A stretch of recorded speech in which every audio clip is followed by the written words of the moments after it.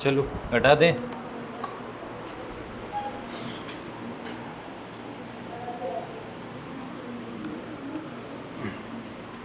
सुनो, एक रिलेशन तो हमने देख लिया है, अब थोड़ा और ज्योमेट्रिकल मीनिंग की बात कर ले, न्यूमेरिकल की तरफ तब चलेंगे।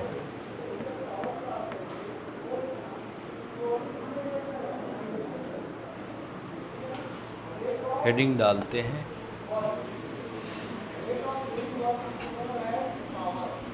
ज्योमेट्रिकल मीनिंग ऑफ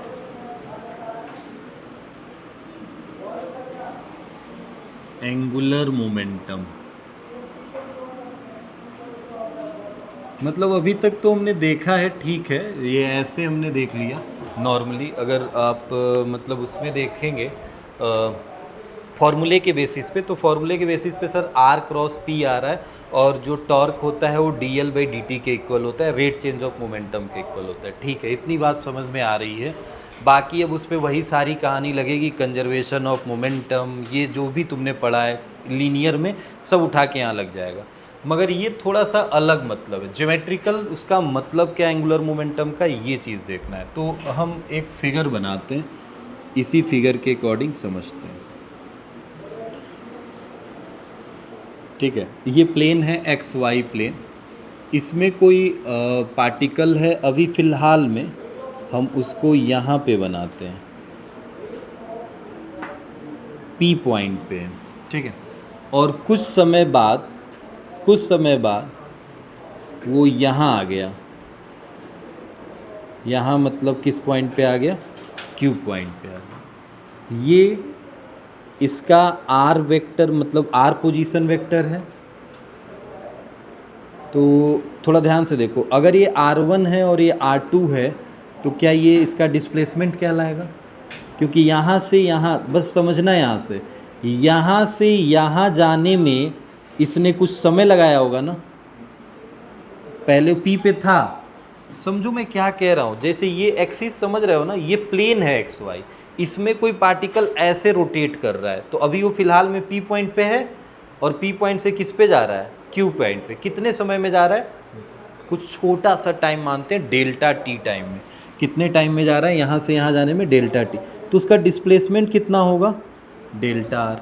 तो सर ये कितना होगा, मान लेते हैं इसको x है, तो इस x की वैल्यू कैसे निकालेंगे, क्या x minus R is equal to कितना होगा, डेल्टा आर होगा। या तो तुम वेक्टर का सम लगा लो भाई, r plus delta R is equal to X, मतलब क्या इसकी value r plus delta R होगा। समझ रहे हो, वेक्टर सम क्या कहता है, दो तरफ के सेम वेक्टर जो जिनके क्या हो, अरे जिनके ऑर्डर क्या हो, सेम, तो एक ये ऑर्डर सेम है, तो r प्लस डेल्टा आर किसके इक्वल हो जाएगा, x के। क्या यही X R plus delta R होगा, तो डायरेक्ट लिख दिया, या तो ऐसे लिख लो, या तो ये माइनस ये होगा, तो x माइनस आर क्या होता है, डेल्टा आर। तो क्या हम x की वैल्यू निकालते तो r प्लस डेल्टा आर ही तो बनता, वहाँ से भी ये भी बनता है। ठीक है, अच्छा अभी फ़िलहाल में समझो कि ये एंगल अभी कितना चल गया है यहाँ से, एक्चुअल में ये एंगल हम मान लेते हैं थीटा। अभी एंगल से कुछ बहुत ज़्यादा विशेष नहीं है, P से किस पे चला है, Q, तो कुछ एंगल शिफ्ट कर रहा है ना, ये कितना एंगल शिफ्ट किया है, थीटा। थोड़ा सा कंस्ट्रक्शन करते हैं, कंस्ट्रक्शन से थोड़ी सी चीज़ें और हमें कुछ समझ में हो सकता है आज। कंस्ट्रक्शन इन द सेंस, मतलब मैं इसके पैरेलल एक वेक्टर ऐसे बना दिया और एक वेक्टर इसके पैरेलल बना दिया, इसके पैरेलल।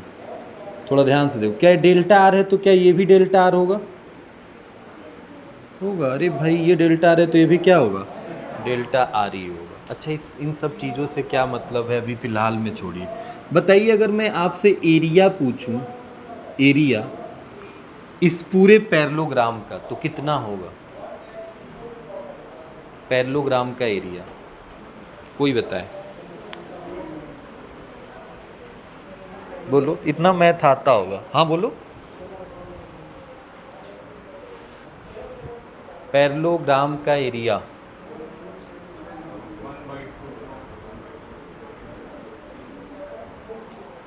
कंफर्म हो, एक बार सोच लो, देख लो, 1 मिनट टाइम देता हूँ। पैरेललोग्राम का एरिया नहीं पता है भाई तुम्हें? देखो एक्चुअल में पैरेललोग्राम का एरिया होता है बेस इनटू हाइट, बस यही होता है पैरेललोग्राम का। कोई भी पैरेललोग्राम हो, पैरेललोग्राम होना चाहिए बेस इनटू हाइट। 1/2 नहीं, ट्रेपेजियम नहीं है, और ना ही उसमें कुछ हाफ ऑफ करना है, बेस इनटू हाइट, सिंपल सा फॉर्मूला। बट एक चीज़ देखो, ये दोनों बेस और हाइट एक वेक्टर है, ये भी एक वेक्टर क्वांटिटी है, और हाइट क्या यही है ना। और इस पैरेललोग्राम में बेस हो गया और यही तो हाइट होगा, या तो ये ले लो या तो ये ले लो, दोनों सेम है। तो क्या बेस इनटू हाइट हो गया, तो क्या होगा, हम इनको ऐसे लिखेंगे R cross delta R, vector product में लिखेंगे, समझ रहे हो ना। क्योंकि क्रॉस लगा रहा हूँ, क्योंकि दो वेक्टर हैं और दो वेक्टर आपस में मल्टीप्लाई हो रहे हैं, तो ऐसे इनका डायरेक्शन आएगा। क्योंकि area is the vector quantity, area कैसी क्वांटिटी होती है फिजिक्स में, वेक्टर। तो सर इसका एरिया किधर आएगा, तो ध्यान से देखिए, आर यहाँ है और डेल्टा आर किधर चल रहा है, ऊपर, तो क्या एरिया वेक्टर बाहर आएगा। और जाहिर सी बात है, तुम ऐसे देख रहे हो तो तुम्हें क्या इसका एरिया बाहर ही तो दिखाई देगा। तो एरिया कैसी क्वांटिटी होगी, वेक्टर। तो क्या हम इस पे वेक्टर लगा सकते हैं, देन ये बना वेक्टर। अब बताओ इस वेक्टर से हम आधा कर दें, आधा कर दें तो किसका वेक्टर आएगा। सर इसका आधा कर देंगे ना, तो क्या इस ट्रायंगल का वेक्टर आ जाएगा, समझ रहे हो। अब मैं डायरेक्ट चाहता तो लिख देता हाफ बेस इनटू हाइट, लिख देता हाफ बेस इनटू हाइट में लिख देता, बट थोड़ा सा कंफ्यूजन हो जाता आपको, हाफ बेस इनटू हाइट लिखता तो बेस है सर, ये हाइट है, वही चीज़ यहाँ पे भी लिखी है। मगर देखो ये बन गया ना, तो इसमें अब पता है क्या, मैं जब ये दिखाता ना कि एरिया वेक्टर है बाहर आ रहा है, तो उस केस में समझने में प्रॉब्लम है। अब तुम्हें दिख गया कि ये लेमिना एक प्लेन है, इसका एरिया बाहर निकल रहा होगा, ठीक है, इसीलिए बस इतना किया, नहीं तो डायरेक्ट मैं लिख देता। अच्छा अब सर एरिया इतना हो गया, इससे क्या फ़ायदा है, हमें देखना है इसका ज्योमेट्रिकल मीनिंग। तो ज्योमेट्रिकल मीनिंग में कहीं ना कहीं एंगुलर मोमेंटम एल टर्म आना है, एल टर्म लाना है। तो एक्चुअल में देखो क्या बताया गया है, वही चीज़ हम लाने की कोशिश कर रहे हैं। बताया है आपको एंगुलर मोमेंटम जो होता है ना, वो twice of the mass of product into D L by sorry D A by d T के इक्वल होता है। ये एंगुलर मोमेंटम का हमारा ज्योमेट्रिकल मीनिंग है, यही टर्म हमें लेके आना है, twice of the mass into D A by d T. D A by d T क्या है, डी ए मतलब एरिया, समझ गए हो, ए एरिया है, और डी टी मतलब टाइम के रिस्पेक्ट में डिफ्रेंशिएट किया गया है। इस पूरे टर्म को बोला जाता है एरियल वेलोसिटी। क्या बोला जाता है, एरियल वेलोसिटी। मतलब एक छोटे से टाइम इंटरवल में आपने कितना एरिया स्वेप्ट किया है, उसी को क्या कहा जाएगा, एरियल वेलोसिटी। भाई आप dt टाइम में, ध्यान से देखिए, dt टाइम में कितना एरिया स्वेप्ट किए हैं, क्या यही एरिया स्वेप्ट किए हैं ना, अरे यही तो एरिया स्वेप्ट किए हैं आप। तो कितना एरिया आप dt टाइम में स्वेप्ट किए हैं, this is the areal velocity, D A by d T. समझ रहे हो इतनी बात। और तुम्हें याद होगा कि अब मैं बोल रहा हूँ ना कि इसका यूज केपलर ने किया है, तो केपलर का आपको याद होगा लॉ, उन्होंने बोला था ना equal area swept in a equal interval of time. अपने लॉ में बताया था, केपलर्स का सेकेंड लॉ है equal area swept in a equal interval of time. तो इक्वल एरिया स्वेप्ट करता है कोई भी planet equal interval of time में, जब वो रोटेट करता है किसके अबाउट, किसके अबाउट रोटेट करता है, सन के अबाउट रोटेट करता है। तो यही मीनिंग्स निकल के वहाँ आती है, इसी पे बात करेंगे। क्या हो गया भाई, पानी वानी पी लो, 1 सेकेंड रुकना, फोन आ रहा है।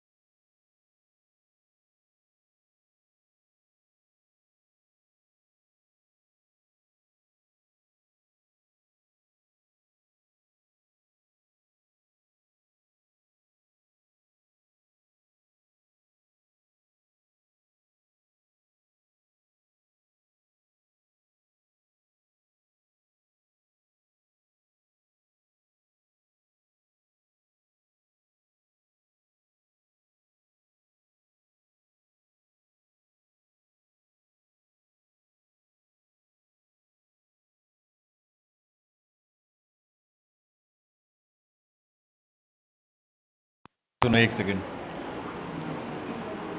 हाँ, मैंने बोला कि हमें प्रूव करना है, अभी मैंने यहाँ लिखा था। सुनो, अब वहाँ से हमें पहुँचने के लिए कुछ ज़्यादा नहीं है, बस हो गया है। यहाँ से यहाँ जाने में कितना समय लगा था? अरे यहाँ से यहाँ P से Q पॉइंट जाने में मैंने बोला था ना कितना टाइम लिया हूँ, डेल्टा टी। तो बताओ, तुम्हें यहाँ से यहाँ का डिस्टेंस पता है, डेल्टा आर, टाइम पता है, तो क्या वेलोसिटी निकाल लोगे? v इज इक्वल टू क्या d r by d t होगा, d r by d t, या delta r by delta t होगा। अच्छा, तो बताओ डेल्टा आर की वैल्यू क्या होगी? डेल्टा आर, अरे velocity is equal to delta R upon delta T है, तो delta R is equal to कितना होगा? भी डेल्टा टी होगा क्या? तो क्या डेल्टा आर की जगह पे रख सकता हूँ अगर मुझे वेलोसिटी पता है तो? मुझे वेलोसिटी पता है और टाइम तो मैंने लिया कि कितने समय में यहाँ से यहाँ जा रहा है, तो क्या मैं डेल्टा आर पता कर सकता हूँ?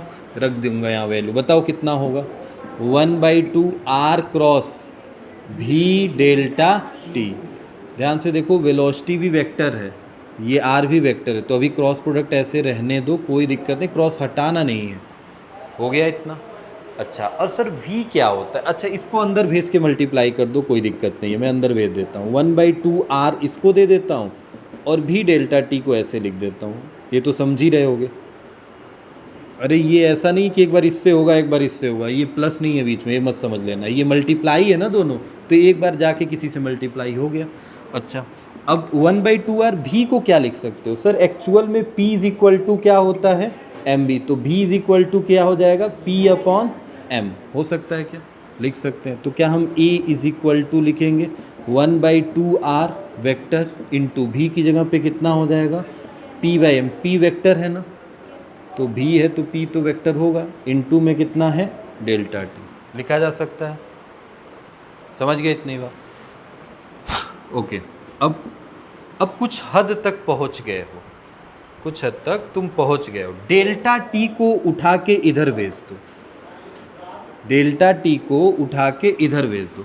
अच्छा, ये जो मैं एरिया लिया हूँ ना, ये मैंने बहुत बड़ा एरिया ले लिया है। तुम्हें पता है कि बहुत छोटे से टाइम इंटरवल में एरिया भी छोटा सा ही शिफ्ट किया गया होगा, तो तुम इधर क्या डेल्टा ए ले सकते हो ना, इधर बस डेल्टा ए ले लेना, कोई दिक्कत नहीं। तो डेल्टा ए और ये टी इधर आ गया, तो कितना हो गया? डेल्टा टी हो गया। तो यहाँ क्या बचा? 1/2 R cross P by M बचा है। क्या ये 2 और m तो स्केलर क्वांटिटी है, क्या बाहर ले लें और 2 को इधर भेज दें, मतलब पूरे m को? तो क्या ये 2m delta a upon delta t is equal to क्या r क्रॉस p बनेगा, और r क्रॉस p क्या कहलाता है? l। समझ गए?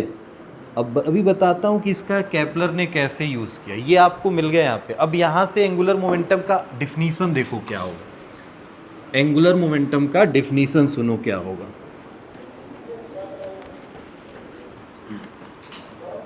क्या लिखेंगे?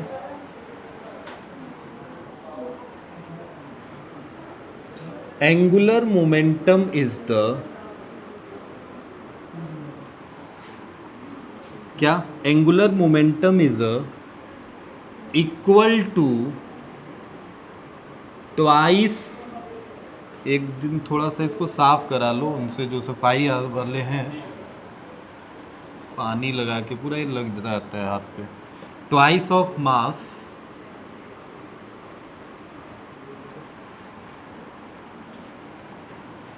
इज इक्वल टू द, ऐसे लिखो, is equal to the product of ना, product of twice of mass and areal velocity. Areal velocity, ये एरियल है, एरियल वेलोसिटी का मतलब समझो। What is the areal velocity? वो एरियल सर्फ वाला नहीं है, ये कौन सा है? इक्वल, मतलब area swept in a, area swept in a given interval of time. मतलब एक गिवन इंटरवल ऑफ टाइम में कोई पार्टिकल कितना एरिया स्वेप्ट करता है, क्या वही उसकी एरियल वेलोसिटी कहलाएगी। अब तुमसे मैं पूछूं इस ऑब्जेक्ट की एरियल वेलोसिटी कितनी है, तो जितना इसने एरिया उस टाइम में स्वेप्ट किया होगा, क्या वही इसकी एरियल वेलोसिटी होगी। तो ये पार्टिकल P से Q गया है, तो इस एक्सिस ऑफ रोटेशन से कुछ इतना एरिया स्वेप्ट किया होगा, थोड़ा और दूर जाता तो क्या और एरिया शिफ्ट करता, थोड़ा और दूर जाता तो क्या और एरिया शिफ्ट करता। समझ गए इतनी बात।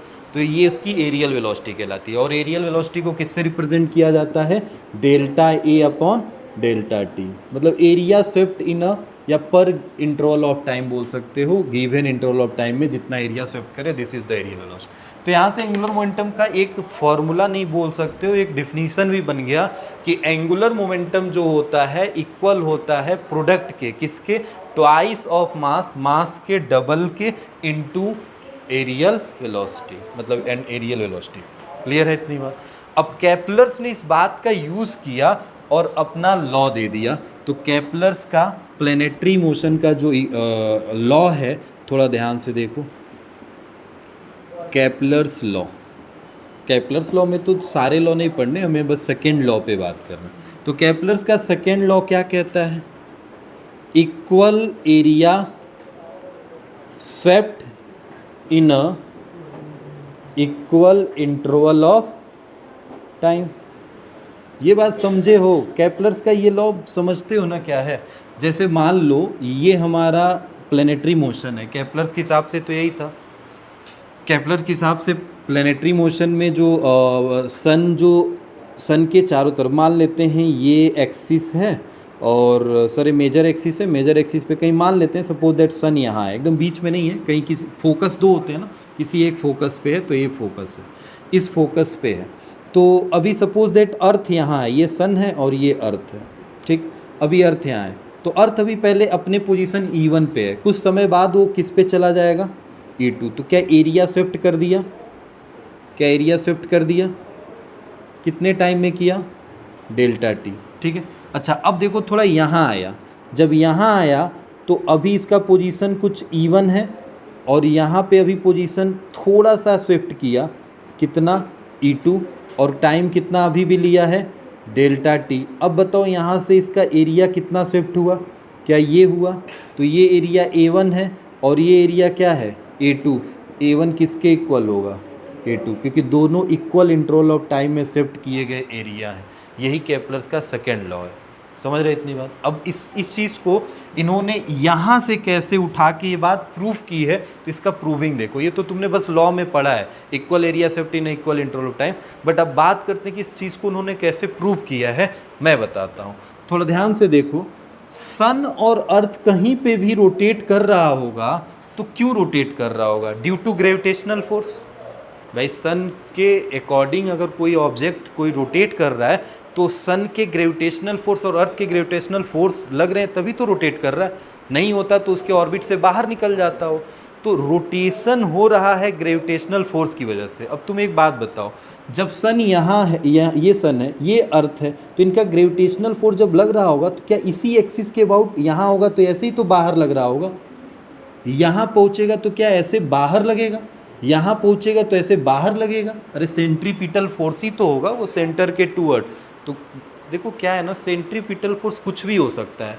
अभी यहाँ पे वो ग्रेविटेशनल फोर्स ही क्या बन गया, सेंट्रीपिटल। अगर यही चार्ज होता एक प्लस और एक माइनस, तो क्या वो इलेक्ट्रोस्टैटिक फोर्स बन जाता, तो वही सेंट्रीपिटल फोर्स क्या बन जाता, इलेक्ट्रोस्टैटिक बन जाता। तो यहाँ पे हमारा ग्रेविटेशनल फोर्स ही सेंट्रीपिटल फोर्स है। तो मैं क्या बोल सकता हूँ, this centripetal force is the radial. क्या उसी एक्सिस ऑफ रोटेशन वाला जो रेडियस है, क्या इसी रेडियस पे ही आ जा रहा है। और तुम्हें पता है कि किसी रेडियस पे अगर वो फोर्स आ गया तो उसकी वजह से टॉर्क जीरो हो जाता है। अभी ये तब से यही बात मैं समझा रहा था, मैं बोल रहा था कि अगर ये कोई बड़ा सा पार्टिकल है, अगर ये रोटेट कर रहा है तो यहाँ वाला फोर्स क्या इसके रेडियस पे ही तो आया था भाई, ये वाला फोर्स। तो क्या यही रेडियल फोर्स है, हाँ। अगर रेडियल फोर्स उसके रेडियस r पे आ जा रहा है तो इसका मतलब इसकी वजह से टॉर्क की वैल्यू क्या हो जाएगी, जीरो। तो क्या इस कहीं पे भी रहे तो क्या इसकी वजह से टॉर्क जीरो रहेगा क्या, हाँ सर टॉर्क जीरो रहेगा। चलिए ठीक है सर, मतलब हम लिखेंगे देखो tau is equal to r cross f, और सर f क्या है, रेडियल। f कैसा है, रेडियल। रेडियल मतलब रेडियस पे आ गया, और अगर रेडियस पे आ गया तो टॉर्क की वैल्यू क्या हो जाएगी, जीरो। और सर टॉर्क जीरो हो गया, इसका मतलब क्या, dl/dt किसके इक्वल होता है, टॉर्क के। अभी पढ़ा ना, torque is equal to dl/dt। तो dl/dt क्या हो गया, जीरो, क्योंकि टॉर्क जीरो है, तो D L by d T भी क्या हो जाएगा, जीरो। तो लिख सकते हैं D L by d T किसके इक्वल हो जाएगा, जीरो के। हो गया। अच्छा sir, D L by d t या कोई भी वैल्यू अगर जीरो के इक्वल हो रही है तो इसका मतलब क्या वो कांस्टेंट रहा होगा, रहा होगा ना। अरे किसी का डेरिवेटिव अगर जीरो हो रहा है इसका मतलब एल क्या रहा होगा, कांस्टेंट रहा होगा। अब एक बात बताओ, एल का कांस्टेंट होना, एंगुलर मोमेंटम कांस्टेंट होना, तो क्या एल की वैल्यू एक्चुअल में आई कितनी है सर, आई है 2m delta A upon delta T. तो एल क्या हो गया, कांस्टेंट। तो इसका मतलब क्या, 2m delta A upon delta T भी क्या हो गया, इसका मतलब ये 2m मास तो कांस्टेंट है ही है, इधर एक कांस्टेंट है, ये कांस्टेंट और एक कांस्टेंट मिलके एक और कांस्टेंट बना लेंगे, तो delta A upon delta T किसके इक्वल हो जाएगा, कांस्टेंट। अब बताओ delta A by delta T क्या कहलाता है, तो क्या उसकी एरियल वेलोसिटी कांस्टेंट हो गई, और एरियल वेलोसिटी क्या थी, area swept in a given interval of time. तो डेल्टा टी मैंने टाइम दिया है, उस टाइम में अब कहीं पे भी वो एरिया स्वेप्ट करेगा तो क्या वो इक्वल रहेगा, क्योंकि उसकी वैल्यू क्या है, कांस्टेंट। यही बन गया केपलर्स का लॉ। तो ये हमारे लिए इम्पोर्टेंट है, ठीक है। जितनी चीज़ें पढ़े वो सब इसी में लिंक हो गई है। अभी तक आपने टॉर्क पढ़ा, आपने मोमेंटम पढ़ा, लीनियर मोमेंटम, एंगुलर मोमेंटम, सब इसी में ज्योमेट्रिकल मीनिंग ऑफ मोमेंटम में ही हो गई। आप देखेंगे आपको बुक में मिल जाएगी ये बात, एनसीईआरटी में छोटे से पॉइंट में नोटेड है, कोई डेरिवेशन नहीं है। आप एक बार देखिएगा, आपको डेरिवेशन मिलेगा, बट समझ में हो सकता है ना आए कुछ चीज़ें इसमें। आराम से इत्मीनान से, जहाँ पे जो नहीं आएगा वहाँ पे आप अपने मतलब शब्दों में कहीं पे कुछ भी लिख सकते हैं कि कौन सी चीज़ क्या आई है। जैसे मैं इसके एक्सप्लेनेशन में नहीं लिखा हूँ कि पी से क्यू जाने में डेल्टा टी टाइम लगा है, तो आप साइड में कहीं लिख सकते हैं delta T is the time taken from P to Q, ठीक है, कि बाद में ये चीज़ें पता रहें कि ये क्या है।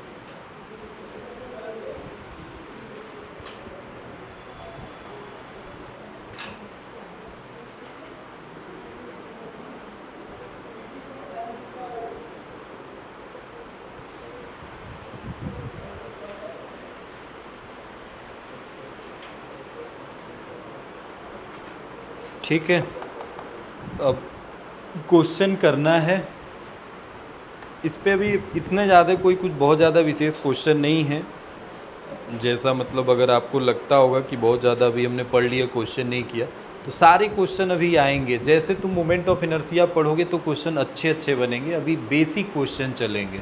तो मैं उस बेसिक क्वेश्चनों को करा के भी क्या करूँगा, आपके पेपर में आने वाले वो पहले आते थे, एम्स का पेपर होगा तो आता है, या नहीं तो बाकी नॉर्मली छोटे छोटे एग्ज़ाम में आते हैं। बाकी जब मोमेंट ऑफ इनर्शिया के सबसे ज़्यादा क्वेश्चन बनते हैं, और वो सब रिलेट करेंगे टॉर्क से, कहीं काइनेटिक एनर्जी से, या कह सकते हो एंगुलर मोमेंटम से, हर चीज़ से रिलेट करेंगे वो, चाहे वो D L by d T हो, उससे भी रिलेट करेंगे। तो जब तक मोमेंट ऑफ इनर्शिया नहीं पढ़ोगे अच्छे क्वेश्चन नहीं मिलेंगे।